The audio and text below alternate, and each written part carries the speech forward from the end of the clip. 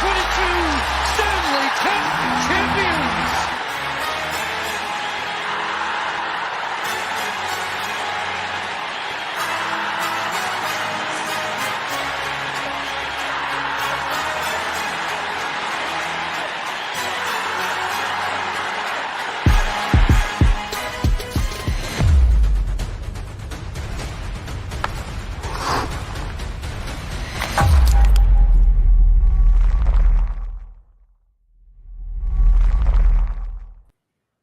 Hello, everyone, and welcome to the Cluster Puck Podcast, part of the MHRT Network. I'm here at Center Ice. My name is Brit, and I've got Nick here beside me. How are you doing this week, Nick? It snowed here in Ooh, Utah. We're up in the mountains, so winter's coming. we were We're ready. tornadoes last night. It sure felt like it, but we didn't even end up getting rain. I can't even remember the last time it rained here, so might never.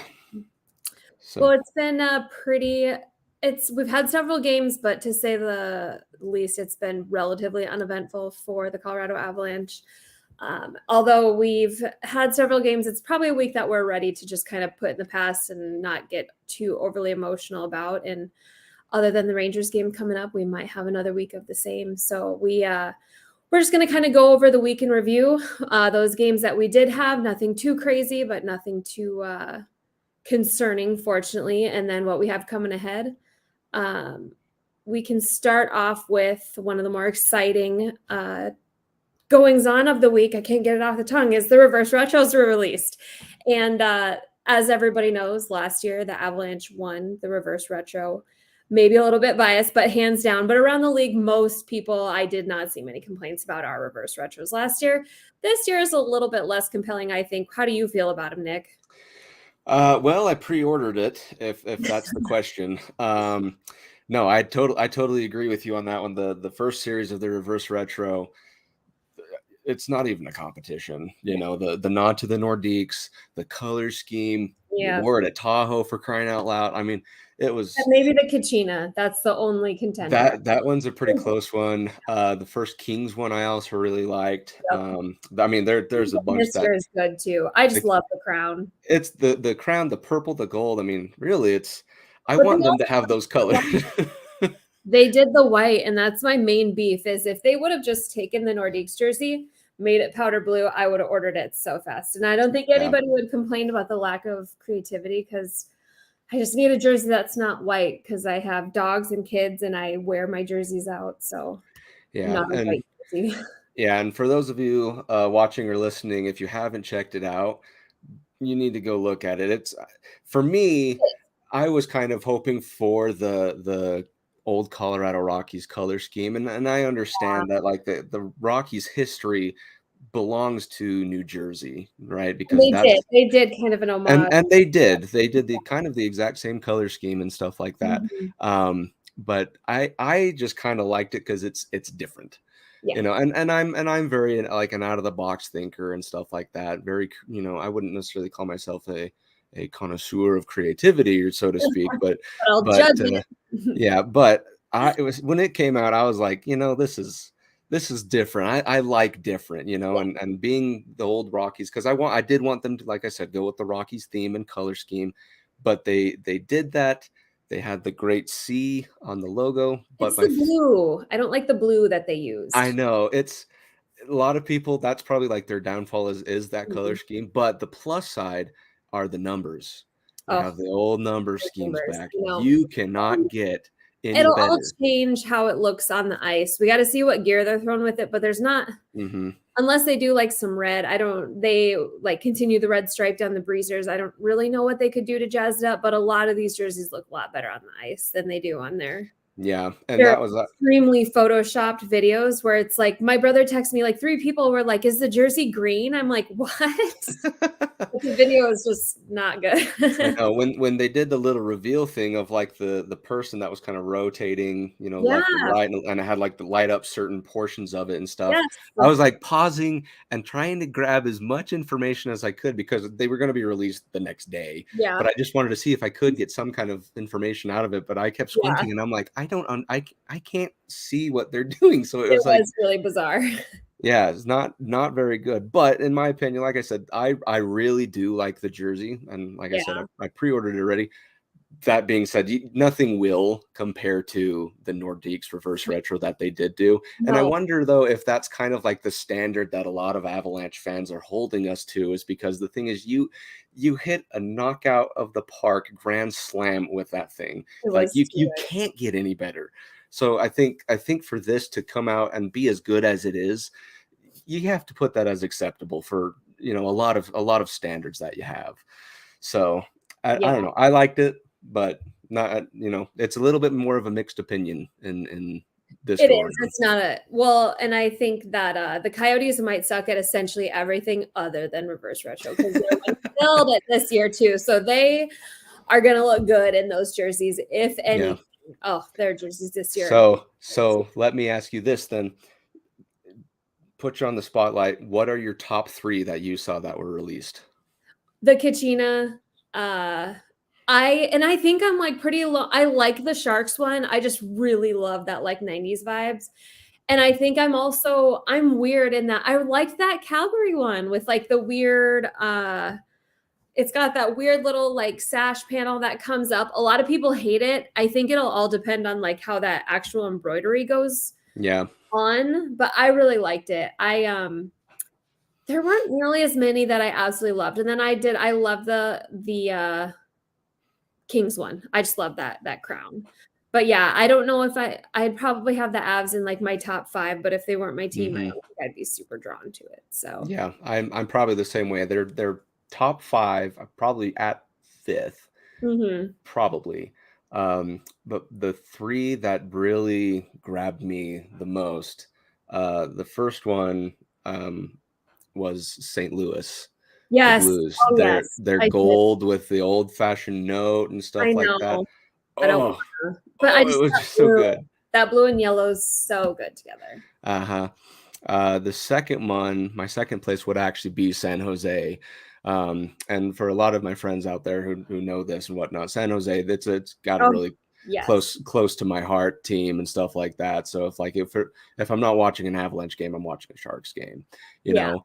But the throwback to the Golden Seals and the striping and the old time and the font, like, it's really good. I hate to say it too, the Vegas one was pretty good.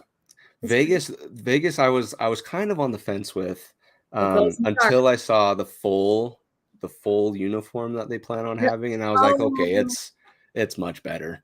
Is it? Well, okay. And so I read today that when you buy it, the men's like that you buy for personal use goes in the darks and the women's doesn't. So just the men's. Apparently, yeah. What? I don't think it's like a purposefully sexist thing, but it is kind of dumb to not. That's kind of dumb. Lame. But yeah, that Blues one. And I don't know, one of the hugely popular ones is that who is it? The palm tree. Ugh. I just don't the love Panthers. It. Yeah, I don't really. You're not really the big fan of it. I don't know. It just didn't quite do it for me, but it's not the worst. I just don't think everybody's like really gaga over it, but whatever. No, definitely.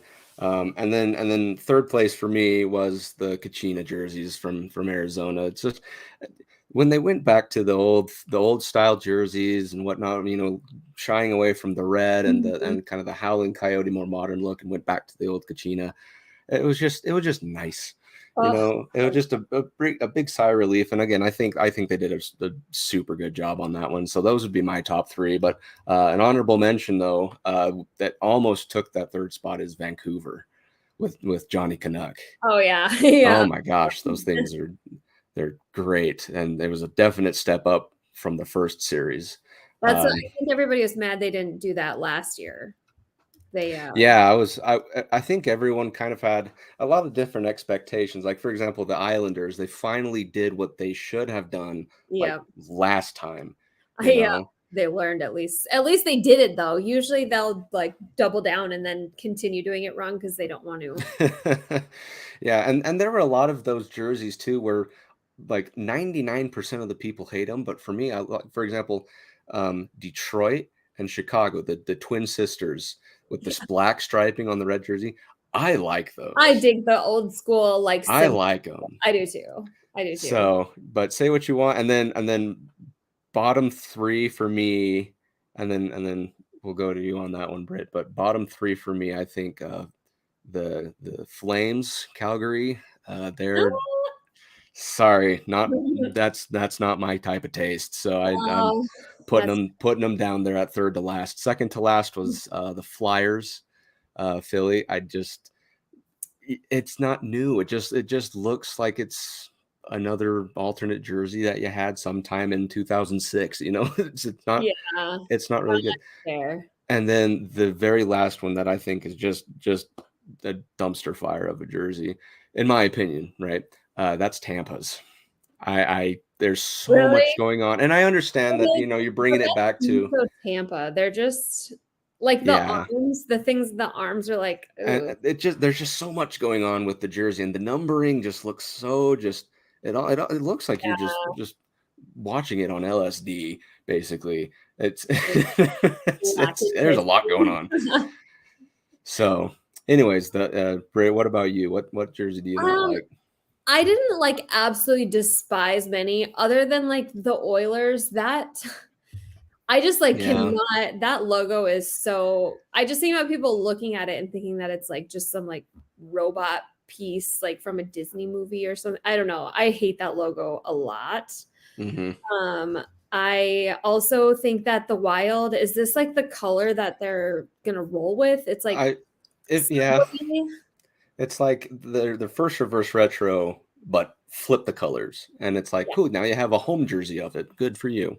Yeah, which is not bad, but. And I did forget to mention the honorable mention. The Kraken jerseys were pretty sweet, considering they just have to make up history. And then the Dallas one, I just think is pretty lame. I just think some teams are kind of burnt out maybe on making more jerseys. I don't know, but some of them and that's one thing that I was thinking about just today. It's like, this is the second iteration of the reverse retro. Are they gonna keep going?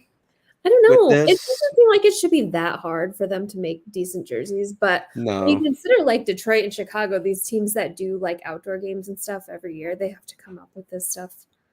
They have to come up with a lot more jerseys than other teams do, so maybe they are. Yeah, and because I'm thinking with like the kind of newer teams, it's like you can only produce so many styles.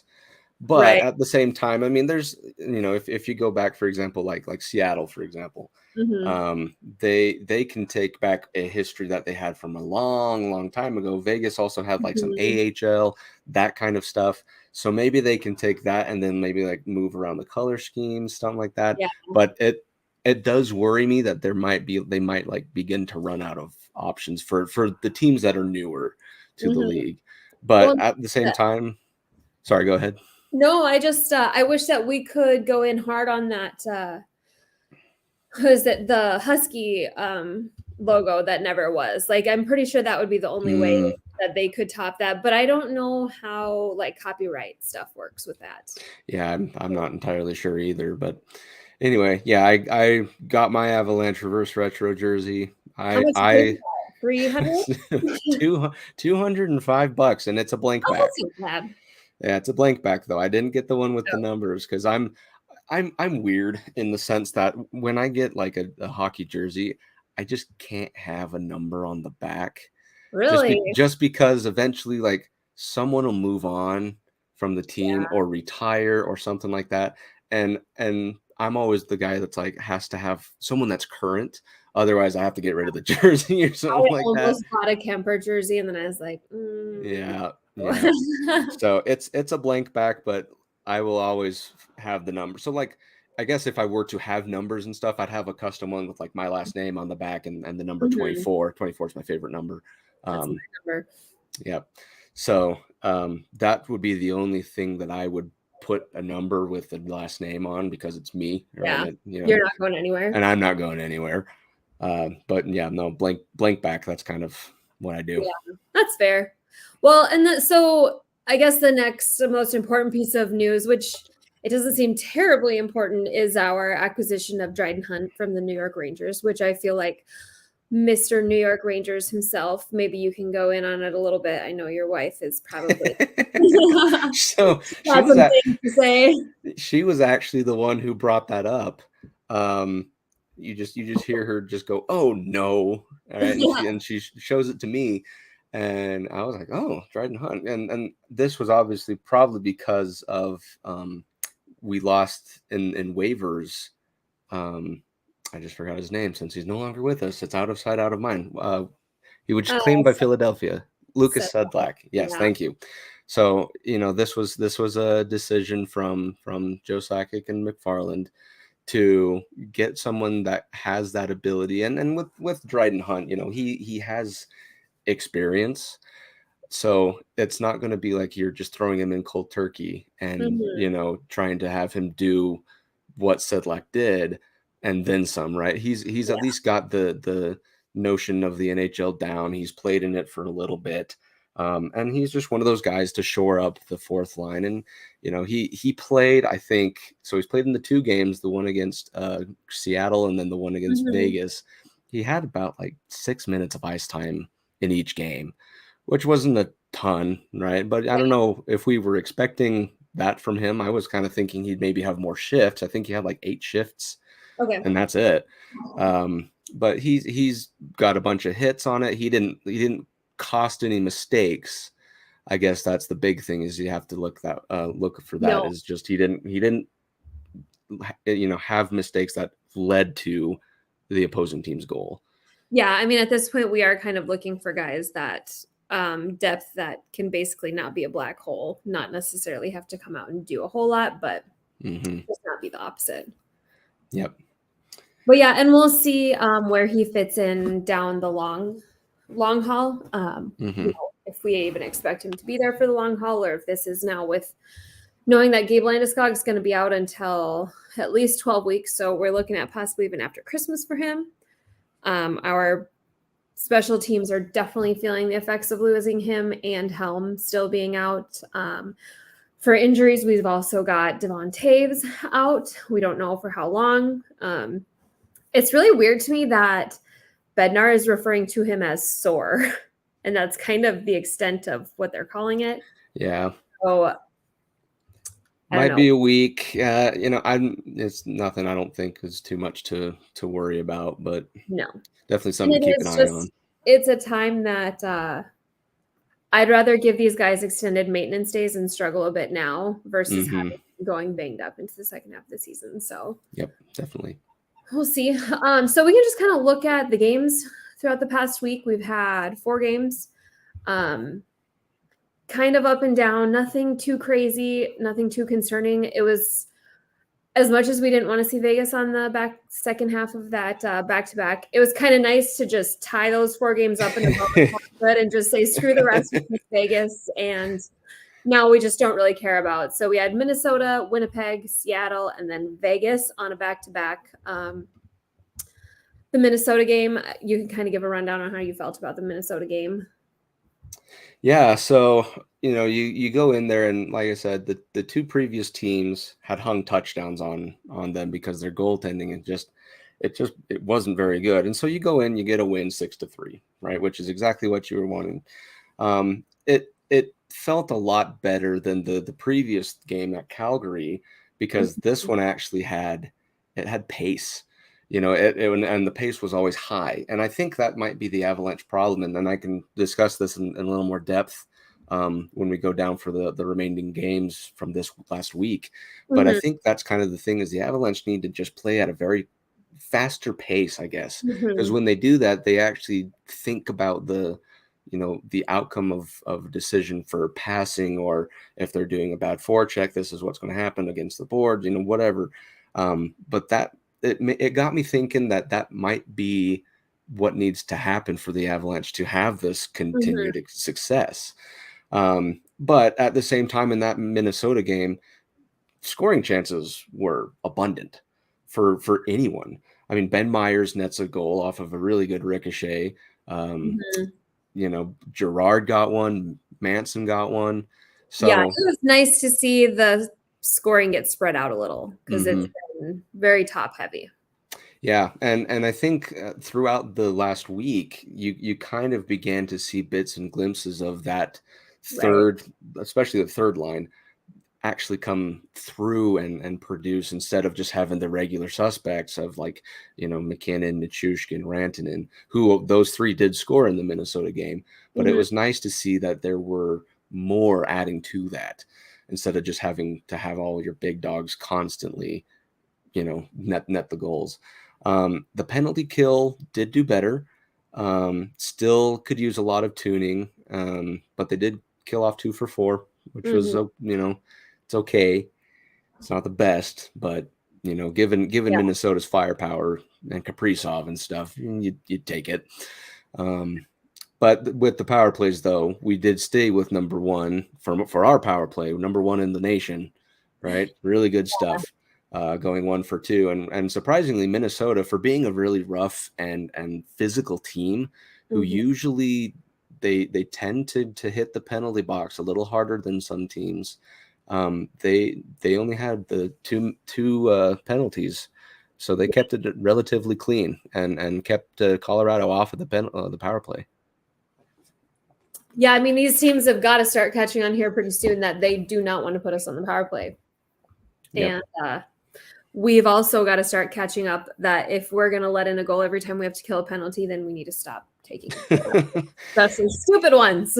Yeah, no kidding. And I think I know the stupid one that you're talking about too.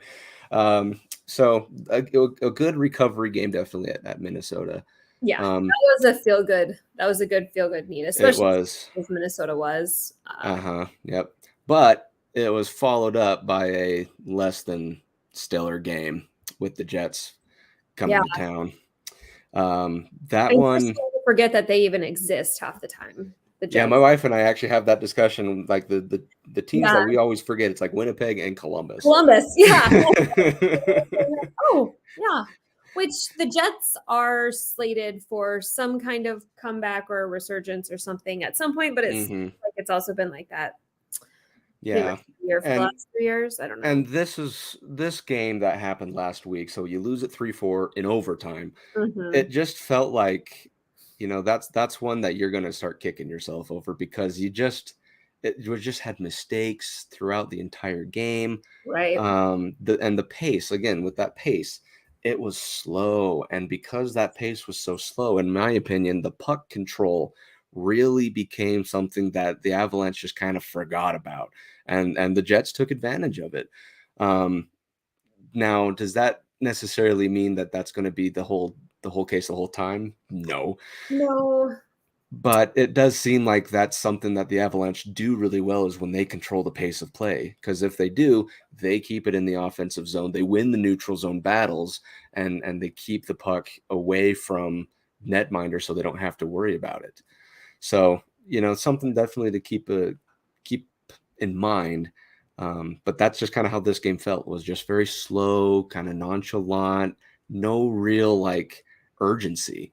Yeah. Well, and I think that's the first game that Georgiev let in a full strength goal. He, through all of these lackluster games and kind of frustrating little struggles that we've had, it's nice to see that Georgiev has pretty much consistently gotten more and more comfortable throughout. And that game was maybe a little bit of a low point for him before.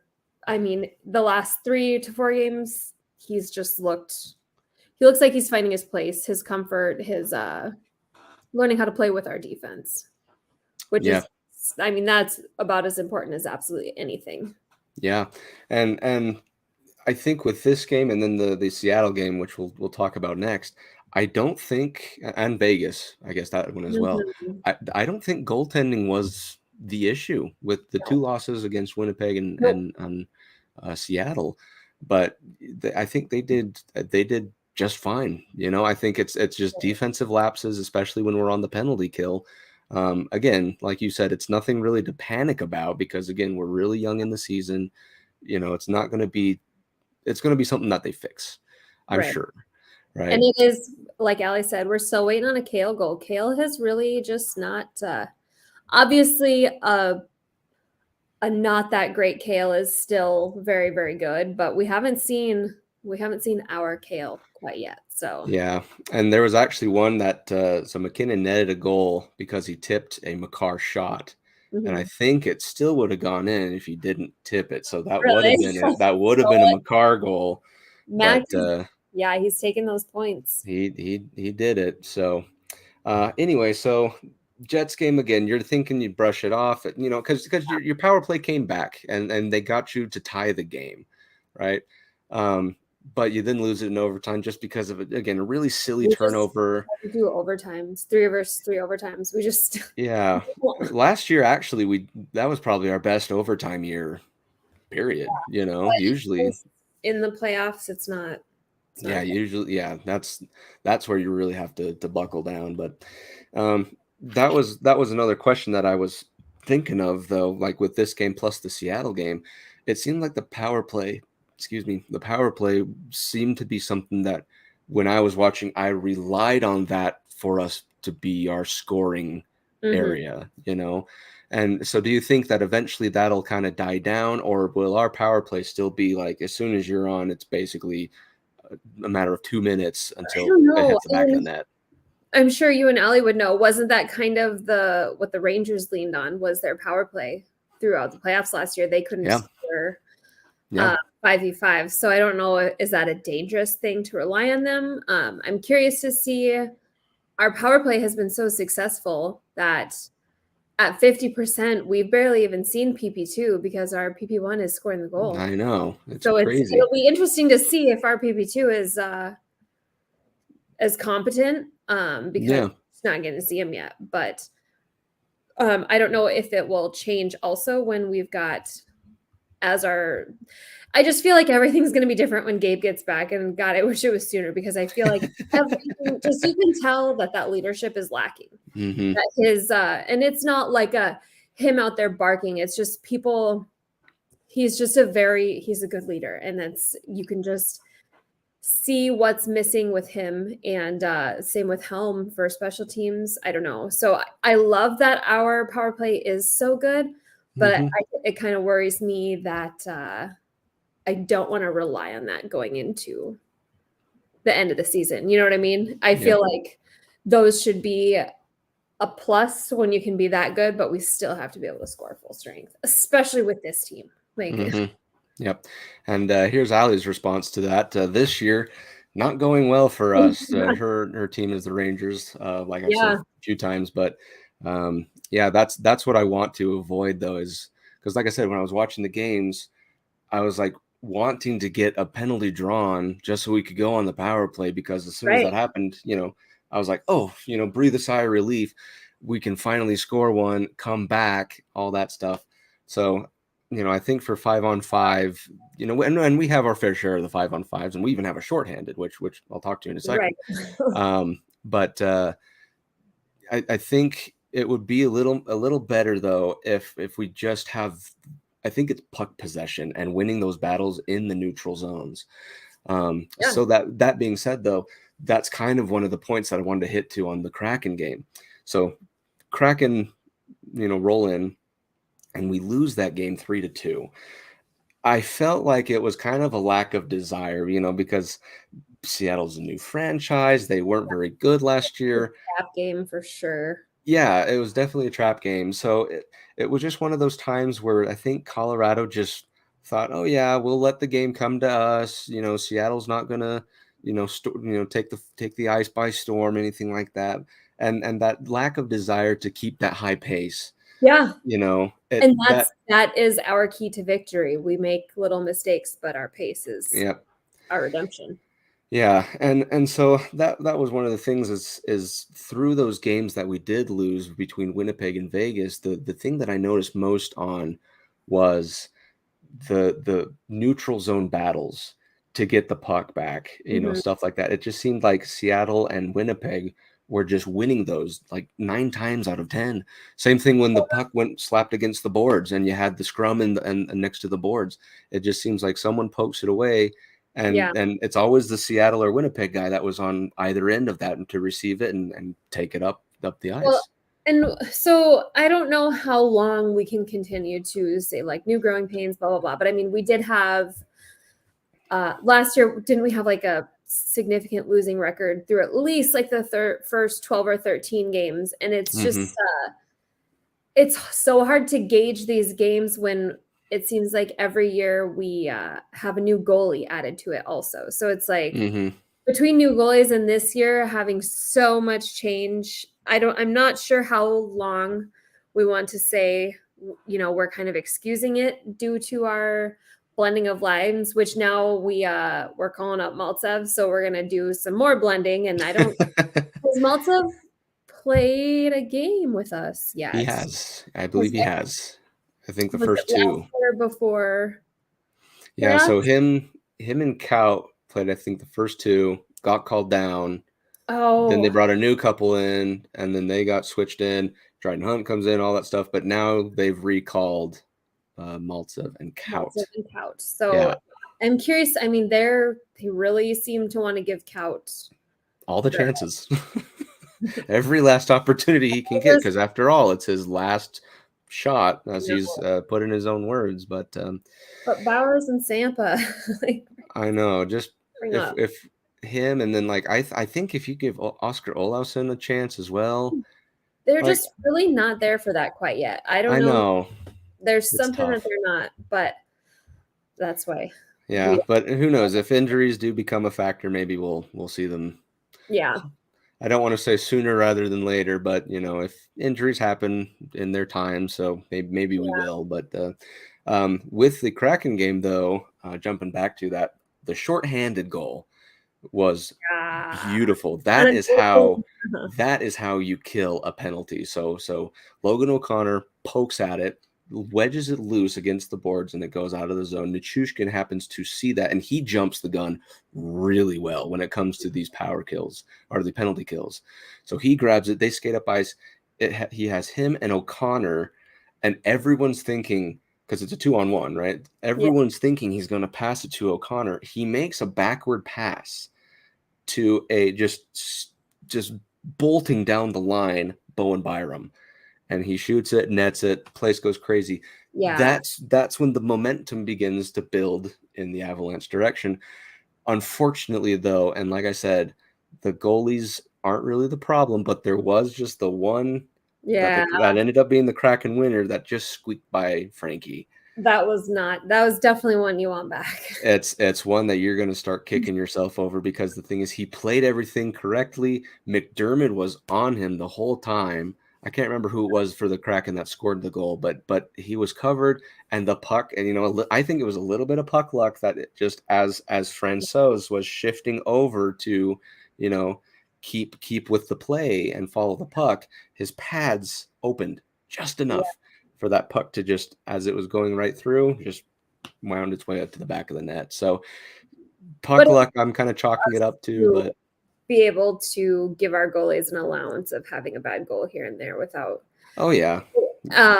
Avatar is talking here that we need more 5-on-5 shots, and it is like, that is one thing that's been just really contrasting from last year, because it seemed like last year every game we were putting up 40, 50 shots on every single team, every single game. And now, like, that Calgary, was it the Calgary game that we had like less than 10 shots going into the second was, it was frightening almost. I mean, it was just like, I don't remember a game that we've ever had that few shots.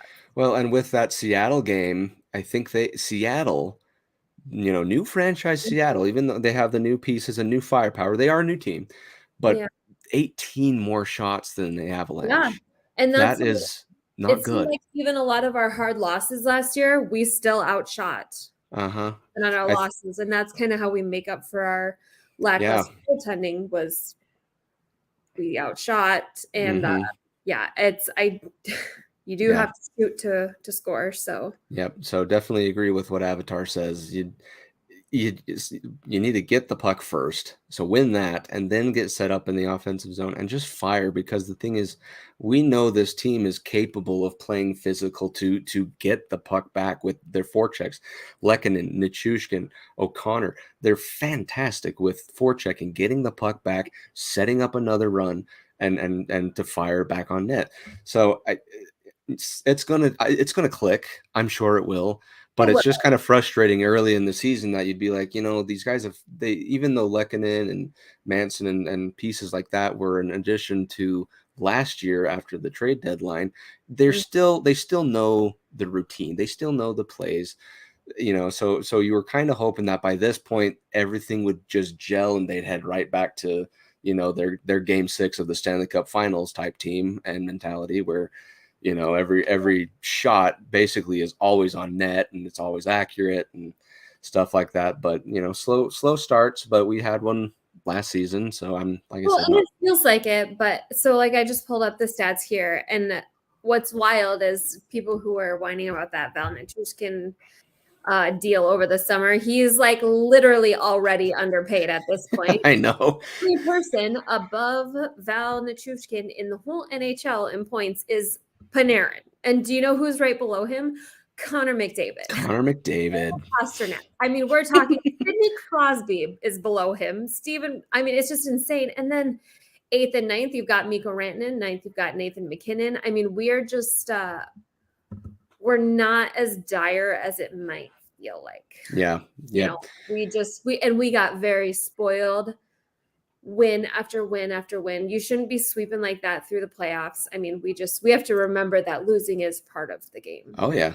And you'll have a good number of those. Like we were talking about, last season was a gold season. Obviously you win the cup, duh, right?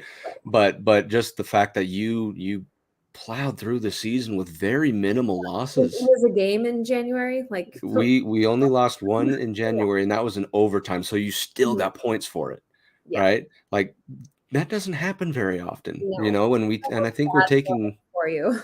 What's that? It's almost bad for you mentally because it is when we lost those few at the end of the season. It's like, oh my God, the world's over. But I know. So it's like, you lose 2 to St. Louis on that series, and you're like, well, we're done. We're done. Exactly. We're gonna lose. So, but no, it's like it's all about just getting your skates underneath you again, and again, we'll find the identity back, and we have it. It's just a matter of making sure that we're playing again at a higher pace.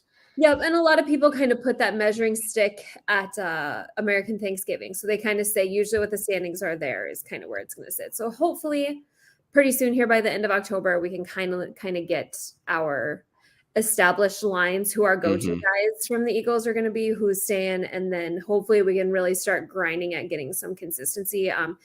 It's really nice to see Erod getting a couple goals. Looks like he's feeling it a little bit. Thank God. Now we just need Newhook. Wake it up. Because we'll get him. He's getting there. We'll get there. I know that once it hits, it's going to hit good. I just think he's trying to find his place among a team that's also trying to find their place on his line. It's just they're going to find it one by one. I really do think that they'll figure it out. So yeah, and with you talking about Nichushkin just a little bit ago, there was a goal that he scored in Vegas, and we'll talk about that. Beautiful, oh, so amazing, so absolutely disgusting. That was so beautiful. So Vegas, you go to Sin City on your last game a couple days ago, and you win that game 3-2. Even though ESPN says 3-1, don't believe it. I watched it 3-2. So they found that pace again, that high pace, and you saw they definitely played with that urgency that they wanted. And again, it seems like that's a key for them to go out and win. The penalty killing did it again, another step in the right direction, allowing only 1 goal in the 4 power play trips that Vegas had. So it's better, right? Mm-hmm. So the question for that one is what worked? Like what was it that they did on those power plays, or Vegas's power plays I'm talking about, that they only allowed 1 out of the 4 to go in the back of the net? Are you asking me like it's a quiz? Yes, I am actually. No, It's tough. I mean, does a lot of it just comes down to tenacity? Because that's what I feel like we've been lacking above all things. It's just distant tenacity from the guys that we need it from. LOC, that's our like Mr. Grinder USA, and he has looked lost for much of the season. So I feel like that's the biggest thing. No, definitely. I think with that though, I'll give my 2 cents on it. Is you need to just remember where your teammates are. Yeah. I think too many times because we have that kind of rotating diamond formation, essentially, is more or less what it is, where whoever has the puck, our defenseman will kind of wade toward him to force him to pass, and then if he's loading up for a shot, start blocking. But I think the problem is with a lot of those power play goals that opponents have, they're not coming from out beyond, right? They're coming from in the slot, backdoor pass, stuff like that, where it's like you need to have ground. Yeah, exactly. It's like you need to, you need to have a man on that guy that's essentially forgotten, gets lost in the hustle and bustle and stuff. If it's like against the board, someone will always come eking through the back. And then all it takes is one between the legs backward pass and boom, So you did better. Yeah, I think as long as you keep on that type of train, you'll be just fine. Speaking of trains, Choo Choo, Mr. Nichushkin, had goal of the year and for his season. It's going to be hard to top, but the man just goes 200 feet, goes from his own zone, blows by everyone, and just skates past, makes a nice move, and puts it in the back of the net past Logan Thompson. Oh, that was so beautiful. And Logan Thompson just kind of looks at it like, what? Yeah, it's like, what are supposed to do? And can you blame a goalie for that? No. It's just so wild when you look at Nichushkin's career, the progression of his career in the last 4 years. It's just, it feels so good for the guy, and he's not peaked. He's doing most of these on the power play, so he's got more. I mean, he's got a ton more. So yep. Georgiev, again, he played really well. I think this was his most complete, best game out of the season. For sure. So nothing really to complain about, honestly. He's definitely got strengths that Kemper didn't quite have. Like, for example, rebound control. That was going to be one that I was like, wow, we're not just like blockering it over to the side. There's so much less like freaking out and having to stress about it. It's bizarre because I realized that we're not having to like wait until that loose puck gets shot in because there's a whistle. Yep. And the game's longer because there's whistles. And the thing with Kemper, he would block it, but it would rebound somewhere, and he would always look to see where it went before then sealing up one post or the other. With Georgiev, he knows he blocked it. He has no idea where it is. He just sits and runs right back to position, ready for whatever's coming. Yeah. Then he scans. So that's another thing that I think he does really well. Him and Francouz, they do really good with trapping the puck when it's shot on. And then the last one for the game, Evan Rodriguez. He's starting to finally show why we picked him up. Yes. We got him because he had a really best season of his career last year with the Penguins. And again, we talked about this in the beginning, and that's because he was with superstars. Right. He's on that third line with Alex Newhook, and he's doing this by his own line. He's not using a lot of the help from superstars and stuff. So definitely helps for him to have good scoring chances. And that's the first time we finally get to see a glimpse of what he's capable of. I'm really excited to see what he does the rest of the season. Right. Hey, Rich, what's up? Richer. And the thing about Erod is he is, and I'm sure Ali can confirm, is he's probably going to be a little bit streaky, and people are so worried about him, and that's what he has been. But we're replacing people like Burakovsky. And what was the main complaint about Berkey? I mean, if we can get a good 40 points out of him this year, they don't all need to come super spread out. We just need him to be relatively consistent, but it's going to be up and down with him, but that's sufficient. And we're also a team that can help raise him up, to do better than in previous teams. So, it's nice seeing that finally come through. Yeah, I'm very excited because, the first few games he and Newhook both had great breakaway chances, right? Where they had some big, huge ones, but he just like mishandles the puck a little and just shoots it just a little low. Yeah, and he'll again, I think he'll come around, but just him and Newhook, speaking of Rodriguez, had really great chances. And so just the fact that they're able to create and be open for those chances is huge. Just as important as finishing them. The finishing will come. Yeah, finishing will happen, but just the fact that you are available for like when Rodriguez scored against Seattle, I watched him, when the puck was getting jumbled around and stuff, he was planted right in front of I believe it was Martin Jones because Grubauer hurt himself or something. He's never going to play against the Avalanche. He's never going to fully play a game, is he? I think it was Martin Jones, though. Anyway, so he's planted right in front of the goalie. And then you see we get possession, and it's starting to eke toward the slot. And Rodriguez opens himself up by backing away, and it just, a quick little cross-ice pass, and boom, Rodriguez, he's there. No contest. I mean, it was great. So it he has the awareness of Nathan MacKinnon, where he knows where he needs to be. He knows where his defender is. Again, very, very excited to see what he does. Yeah, I am too. I think that my biggest thing that this is just kind of random, is I'm curious with EJ if we're going to see. I haven't looked what his exact minutes are, but I kind of mentioned it earlier. With this PK, EJ seems to have been out of position on almost every goal. Every single one. And the EJ and Manson thing is just not, they don't vibe together. So I'm curious to see, especially against the Rangers, because their power play is going to eat us alive. It's going to be the battle of the power play. And I feel this Rangers game, so we've got the Islanders, the Devils, and we can just kind of briefly hit those. We've got the Rangers, Islanders, Devils coming up. And the Rangers is first, which thank God we can go into rested for once this year.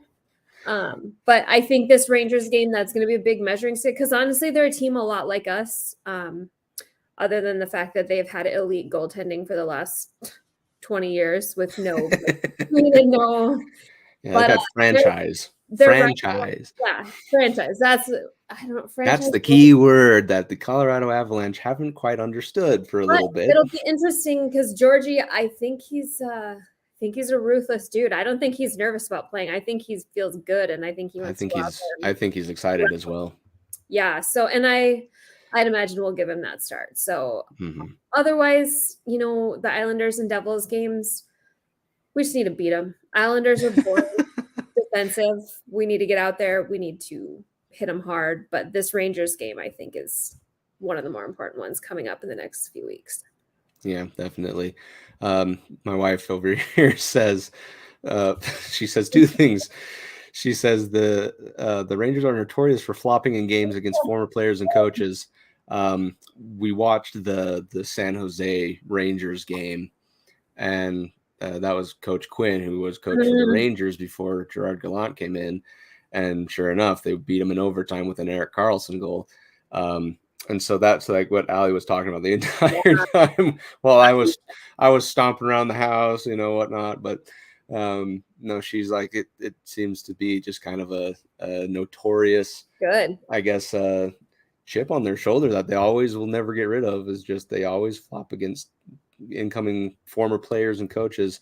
Yeah. And her prediction, I'm guessing this is honey, this is your prediction. Georgie, shut out. I hope so. He seems like he's like a very tough dude. He's not Goalies either play fantastic with a chip on their shoulder or struggle with a chip on their shoulder, and I think he wants to make them regret not letting him. I would hope so. I really would. Yeah, that's what I'm gonna pretend is true because I want it to be. That's exactly right. So I have 3 keys to the game for all 3 of these games. The first one for the Rangers is the neutral zone challenges, and I touched on this earlier here. So again, it's being able to win those battles in the neutral zone, and with a team like New York, they have a lot of different ways to win battles. They have, like Reeves, your favorite player, who's very aggressive. They have, Zibanejad and Panarin that can finesse around players and get pucks. They got Trouba, who's a hard hitter, all that kind of stuff. But if you're able to win just in the neutral zone, if you lose possession, get it back, whatever it needs to be, that might be one of the keys to the game in order for the Avalanche to get into the zone, the offensive zone, set up shop, and then go to work on their play scheme that they have. If you can do that, I think you have a good chance of success. Point number 2, give apples in the Big Apple. I love my puns. Can I just say that? I'm very proud of myself when I do these things. So give apples in the Big Apple. Assist, assist, assist. There was one thing I noticed with Shesterkin from last season, and then just the games that I've seen this season. That second pass, he either anticipates it too early, so then you can, pull a fake and shoot, or he thinks you have the puck, you're going to shoot, and when you have a second pass, he has to really stretch or really get over to make the block. Now, granted, the man's the Vezina Trophy winner from last season. He will do a lot of that, but yes, girl, give us nothing. That is like one of her favorite sayings.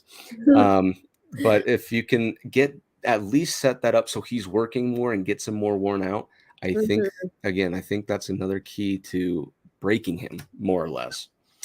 Third one, we talked about this again, coordination on the penalty kill. Don't have lapses, because this, again, we talked about the Rangers penalty or power play. Yeah. Amazing last season, right? Allie, she says that great up the playoffs. Yeah, not the best this year. However, I think it's still very dangerous, especially if you just, let your guard down. So you have to make sure where your teammate is, where you're, if there's going to be a guy cutting through into the slot, you need to just keep the awareness up. Because Georgiev can do a lot, Frankie can do a lot, but he can't do everything. Yeah. So which it has been nice to see him. Georgiev seems to be making a lot of those big saves that we just couldn't quite get last year. I'd rather see a little floppy ones here and make that big save that saves the game. That one that he held the other night, what was there, like 13 seconds left, and he made that big, huge save. Oh, yeah. Like we could get those last year. So I'm reminded of just when we played Minnesota last week. He had that series of like 5 saves right in a row. So EJ gives up the puck. I don't know what kind of a pass that was, first of all. He gives up the puck, and it's a breakaway, right? He stops the breakaway. Everyone's happy, but there's still a rebound that he wasn't able to collect this time. And so I think it's like Eriksson fires it on net, and he's like sprawling and making all kinds of saves until he finally traps it into his stomach. But he made like 4 or 5 right in a row. And those are just big, huge, like game and season altering moments for teams. Oh, yeah. They can trust him. I mean, that's like just sets a tone for being able to trust him, because you saw how we played in front of Kemper, and like the way when you go back to those playoffs against like Dallas, when we had Hutchinson and Johansson and stuff, the way that we played, our defense falls apart when they can't trust their goalie. I mean, it's bad. Oh, yeah, definitely. So that series kind of won me over, essentially. I got a lot more trust in him. He did a lot better job. So like I said, if we have Georgie in net, I'm at a point where I'm definitely much more comfortable. So okay, next game of the how would you call that? not tri-state area. What is that called? Around the area, something like that. I don't know. Anyways, it's that sweep around New York. Yeah. It seems like for scheduling, they always play them together. So Islanders are the second game that you have. 3 keys to the game to win against the New York Islanders at UBS Arena. First key, keep the puck out of our defensive zone. Again, we talked about that a lot. That was one of the relapses that constantly happened against Winnipeg and Seattle. I feel like if you were able to do that, I don't think the Islanders are equipped currently with the squad that they have to be able to hold that for long. So that should be good news for the Avalanche, is that they can get the puck back and shove it back into the neutral zone, and then try to get a zone entry into the offensive zone. So keep the puck out of the defensive zone. Point number 2 is avoid silly penalties. A lot of them, I know EJ had a couple of them last year. McDermott had one just a couple games ago. It's where he checks a guy and he's down. It's like, you can't do that. It's like back down. Yeah, and so it's like you didn't need to do that because you were just fighting for a puck against the boards, and now you're a man down, and now you're going to have to kill off a penalty with a penalty killing unit that has struggled. Right. So just don't make those types of penalties. Always be aware of where your stick is and stuff like that. And I understand penalties happen every game, right? But it's just, don't do the ones where you could control yourself. Yeah. Yep. So third point to the Islanders game, don't relax into the game. Keep pace. And this is going to be, it's a point for the Islanders game, but I really want to make it a point for the season. Pace is going to be key. The pace of urgency. With these slower teams, we're only going to have the upper hand as we get into the second and third period, and they're getting tired, and that fast pace, we need to not settle with them, because that's when they're going to start getting penalties, when they start hooking and interfering to try to keep up, because they can't keep up. And that's where we need to utilize our power play and our speed, because these older teams are not going to, a little bit slower, more defensive minded teams like the Islanders, and then the Devils, like whatever they even are at this point. I don't know if they even get a title. Yeah. I don't even know who they are, but yeah, these more, at least what the Islanders seem to want to project that they are, but we need to pace straight into the third, because we can, and that's how we are going to have the upper hand. Yep.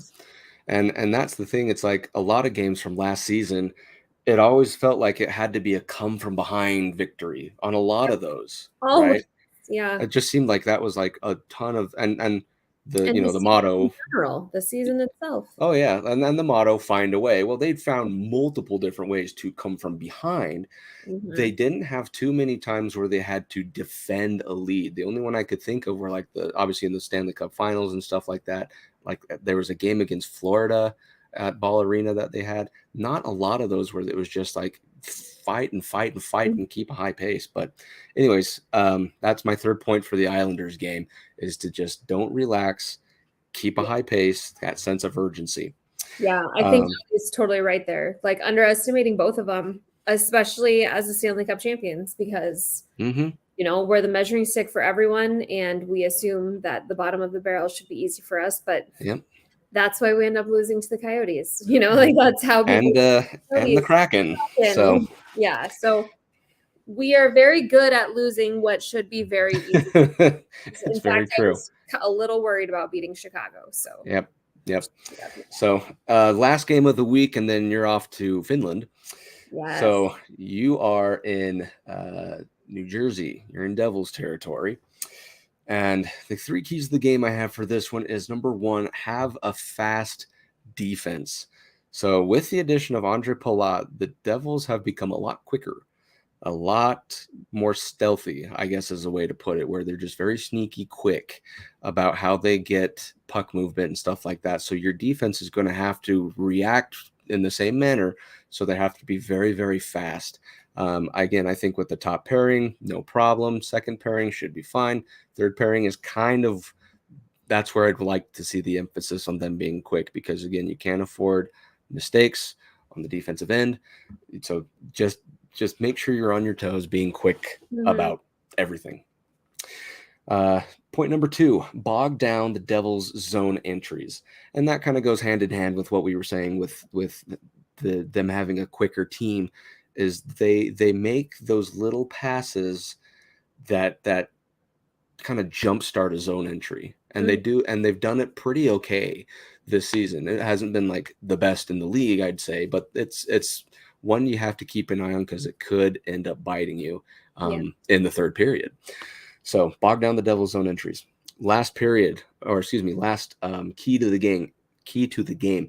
If you hold New Jersey to 2 games or less, you'll most likely win. And I just say that just because off of history from this season, the games they have lost, they've only scored 2 games in. They've only won 1 game in which they did, but that was against San Jose, who, pains me to say it, pretty bottom of the barrel right now. Yeah.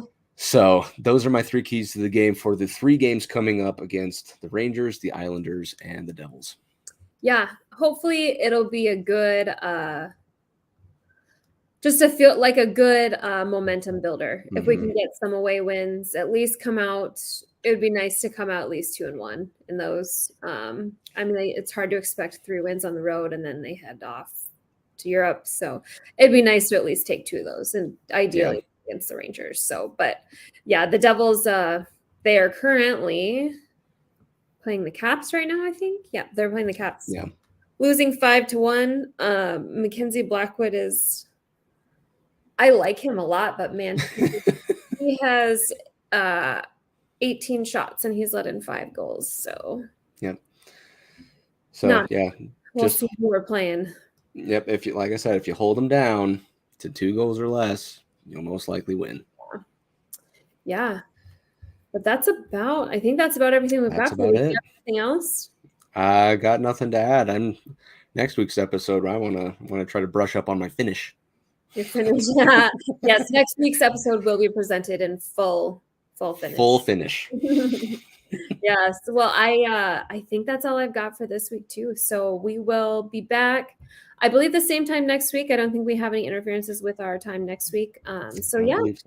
Thanks for everybody who joined us and commented. If you like this episode, be sure to follow us on the MHRT Network and you'll get notified when the show does go live. You can also check us out on Twitter, Instagram, Facebook. And thanks again, everyone. We'll see you all next week.